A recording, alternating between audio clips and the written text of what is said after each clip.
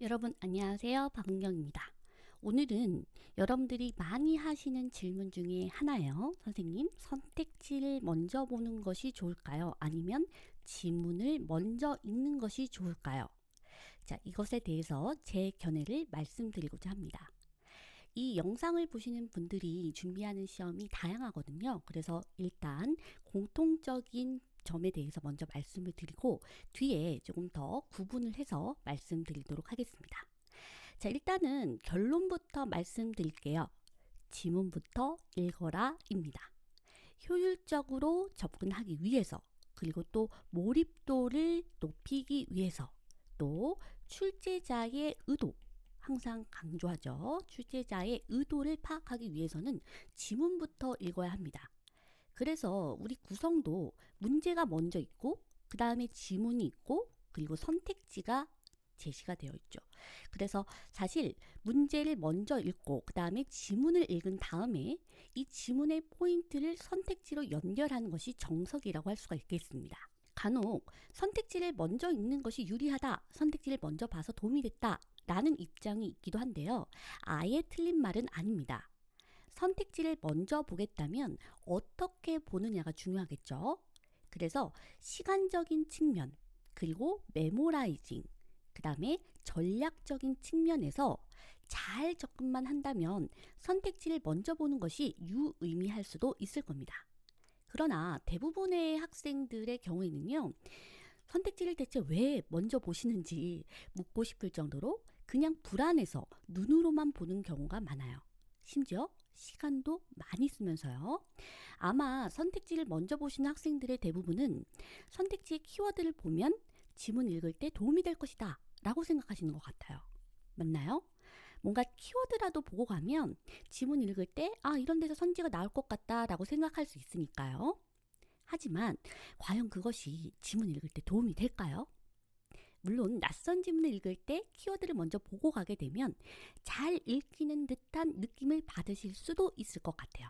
하지만 오히려 이렇게 선지 키워드를 먼저 보고 가시면 지문 독해에 방해가 됩니다. 왜일까요? 우리는 지금까지 핵심을 질문하면서 독해하는 방법을 연습했습니다.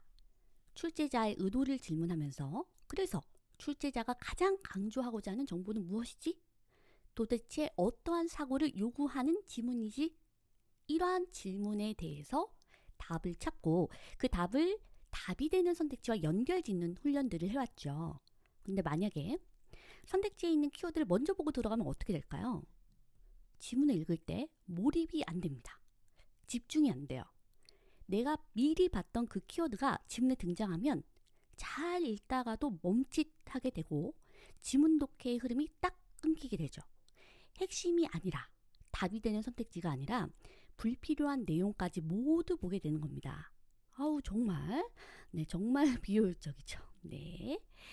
자, 저와 그동안 함께 공부한 분들이라면 절대 선지부터 보는 방법은 버리시는 게 좋으실 겁니다. 단, 우리가 연습을 했었던 스캔의 작업은 다르죠. 전체를 훑어보고 지문의 길이가 어떤지, 그리고 선택지 구성은 어떤지 아주 빠르게 한눈에 훑어보는 스캔은 해주시는 게 좋습니다. 모든 지문을 하지는 못하더라도 앞에 1번에서 3번까지는 의식적으로 해주시는 게 여러분들한테 굉장히 도움이 될 거예요. 그리고 또 전략을 세우는데도 도움이 됩니다.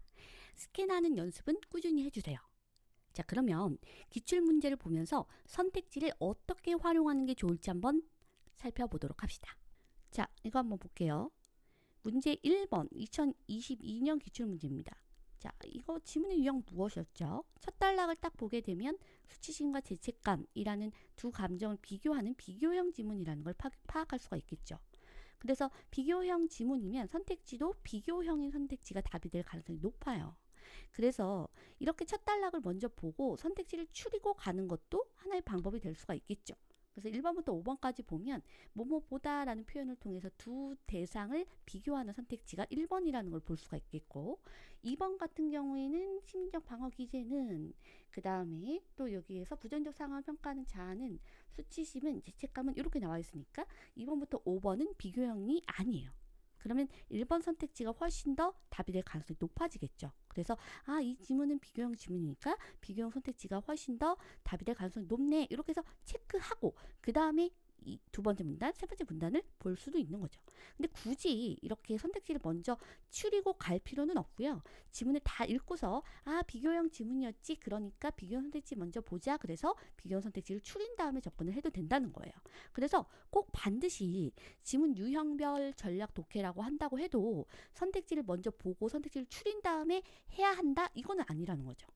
그래서 항상 지문을 읽어봐야지만 이 지문이 어떠한 유형인지 확인할 수가 있고 핵심을 파악해야지만 그래야지만 선택지 안에서도 강약 조절을 할 수가 있기 때문에 원칙적으로는 항상 지문을 먼저 본다라고 생각하고 접근하시는 게 훨씬 더 효율적이고 안정적이다 라고 말씀드릴 수 있을 것 같아요.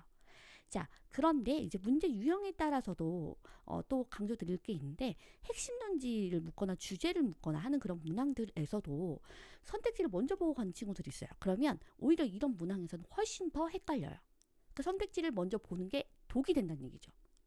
결과적으로 여기에 있는 내용들이 다 지문에 들어갈 텐데 지문에 있는 내용이 일치하는 이게 중요한 게 아니라 이 문항에서는 그래서 결과적으로 가장 하고 싶은 이야기가 뭐야? 이게 포인트잖아요. 그래서 오히려 선택지를 먼저 보고 들어갈 경우에 이러한 문항들에서는 오히려 훨씬 더 독이 되기 때문에 아예 안 보고 들어가는 게 훨씬 더 유리하다라는 거죠. 자, 여기서 알 수 있는 것은 이라고 묻고 있는데요. 여기에서도 지문을 어느 정도 읽어야지만, 특히 첫 단락을 읽어야지만 세국의 견해를 비교하는 글이구나, 비교형 지문이네, 이게 파악이 되거든요. 그러니까 지문을 읽기 전에는 이 지문이 무슨 유형인지 파악하기가 어려운 경우들이 훨씬 많기 때문에 여러분들께서 선택지를 먼저 본다고 해도 사실 그렇게 크게 도움이 안 되는 문제라는 거죠.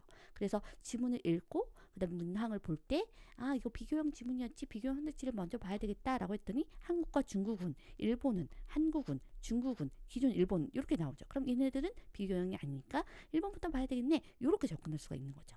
그래서 지문의 유형별 전략 독해에서도 지문을 먼저 보고 들어가야지만 선택지 안에서도 강약 조절이 되어서 우리가 어떠한 선택지를 먼저 봐야 되고 어떠한 선택지를 훨씬 더 강하게 독해를 해야 되는지가 파악이 될 수 있다라는 얘기죠. 자, 이렇게 지문을 먼저 보고 지문의 핵심을 파악한 뒤에 핵심과 이제 선택지로 연결하는 것, 이 연결하는 이 작업이 가장 좋은 전략이라고 할 수 있겠습니다.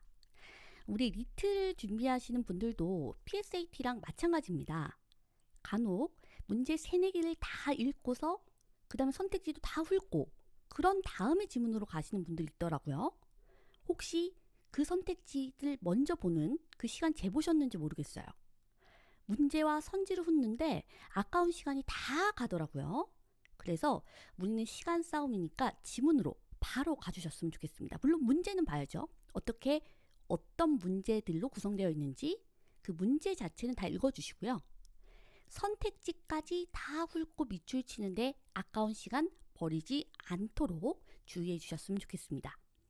자, 그 다음에 NCS를 준비하는 친구들은 조금 다릅니다. 간혹 문제에 따라서 선택지를 먼저 보는 것이 더 유리한 경우들이 있어요. 아무래도 PSAT와 그 NCS가 조금 난이도나 아니면 문제를 출제하는 방향이 조금 다르기 때문인데요. 피셋이나 리트의 경우에는 선택지에 나와 있는 표현이랑 그 다음에 지문의 워딩이 완벽하게 일치하지 않죠. 한번 번역의 과정을 거칩니다. 다른 표현으로 써줘요. 그런데 이 NCS는 아직까진 지문과 선지의 표현이 거의 똑같은 경우들이 많이 있다라는 거죠. 물론 이것도 추세가 피셋과 같이 바뀌는 추세입니다만 여전히 지문과 선택지의 표현이 일치하는 경우들이 훨씬 더 많다라는 거예요. 그래서 내가 지문 독해가 많이 약하다. 그런 분들의 경우에는 선택지를 빠르게 훑어보는 게 도움이 되기도 합니다. 자, 그러면 내가 만약에 선택지를 먼저 본다.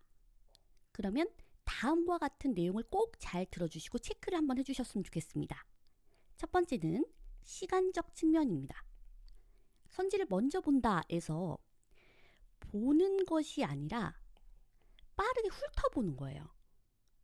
그런데 우리는 의외로 그 시간을 생각보다 많이 선택지를 먼저 보는 데 쓰고 있다는 거죠. 밑줄도 치고 동그라미도 치고. 그런데 여기에서의 시간은 굉장히 빠르게 1, 2초 내에 훑어낸다가 되어야 됩니다.